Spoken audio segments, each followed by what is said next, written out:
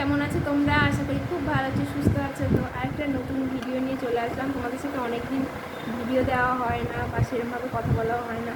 তো অনেকদিন পর তোমাদের সাথে আর কথা হচ্ছে। আজকে কী বলো তো, শরীরটা খুব খারাপ ছিল, কদিন ধরে শরীরটা খারাপ। ওয়েদারটা তো ভালো না, একবার মানে বৃষ্টি একবার রোদ এরকমই চলছে।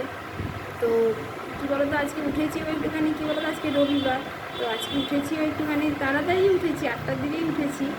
হ্যাঁ, অন্যদিন তো তাড়াতাড়ি উঠি। তো আমার চোখ এখন না কেউ তাকাতে পারছি না, চোখ করে জ্বালা পড়ে করছে, মনে হচ্ছে চোখ বন্ধ করে পড়ে থাকি, কিন্তু যেন শুলে আবার ঘুম আসে না।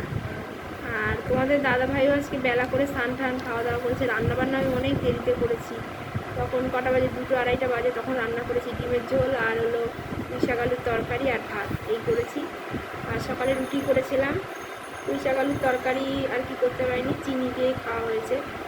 আর মানে বাসি ঘর ঝাড়া মোছা কিচ্ছু করিনি, করেছি 3টে 3:30টার সময়। মানে শরীর চলছে না, একটুখানি রান্না করে মানে কোনোরকম গ্যাস ওভেনে একটুখানি তরকারিটা বসিয়ে দিয়েছি, সাথে সাথে না শুয়ে পড়েছি।